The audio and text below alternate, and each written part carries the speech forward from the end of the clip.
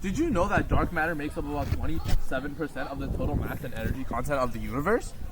Really? That's fascinating. Dark matter is intriguing because it doesn't interact with electromagnetic radiation, making it invisible to traditional observation methods. Exactly. Instead, we infer its presence through the gravitational effects it has on visible matter and light. So, how do scientists find evidence for something they can't see? Well, one way is through galaxy rotation curves. Observations show that stars within galaxies orbit at speeds that don't match the mass of visible matter alone. This suggests there's some unseen mass, dark matter. That's interesting. Can you explain more about these galaxy rotation curves? Sure.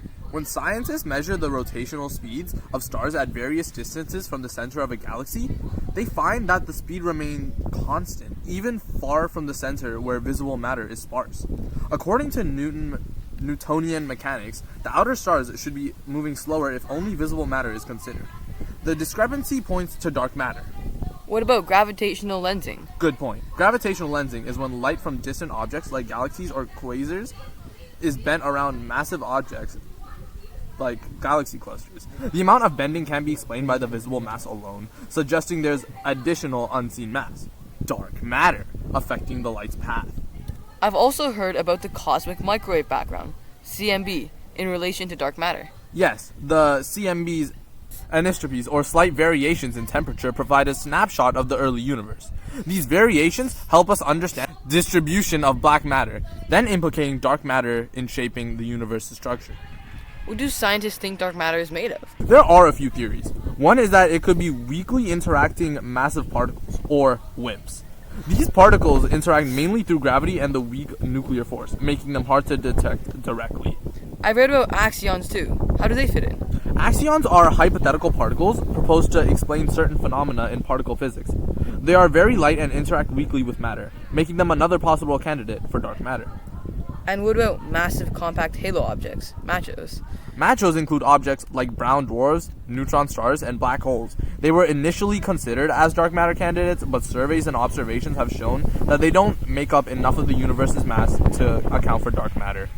If dark matter is so elusive, how do researchers try to detect it? There are several approaches. Direct detection experiments use sensitive detectors shielded from cosmic rays to try and capture rare interactions between dark matter particles and ordinary matter. What about indirect detection? That involves looking for secondary particles or radiation that might result from dark matter particles annihilating or decaying. This method looks for unusual gamma rays, neutrinos, or other particles coming from regions with high dark matter density. And collider experiments? Yes, particle accelerators like the Large Hadron Collider create high energy collisions that might produce dark matter particles. Researchers analyze the collision data for missing energy and momentum, which could indicate the production of dark matter. Despite all these efforts, why haven't we detected dark matter directly yet? That's one of the biggest challenges. Dark matter particles, if they exist, interact very weakly with ordinary matter, making them extremely hard to detect. Plus, we don't know their exact properties, adding to the difficulty. This must be frustrating for scientists. It is, but it's also what makes the search so exciting. The elusive nature of dark matter means that any breakthrough could have profound implications for our understanding of the universe. Why is understanding dark matter so important anyways? Dark matter is crucial for cosmological structure formation. It helps matter clump together, forming galaxies and galaxy clusters. Its gravitational influence dictates the universe's large-scale structure and informs models of cosmic evolution and fate. So, without dark matter, the universe would look very different? Absolutely. Without dark matter, the galaxies as we know them wouldn't have formed. Its presence is essential for the structure we observe it in the universe today. So, what's next in dark matter research? Ongoing research is exploring new detection techniques and theoretical frameworks.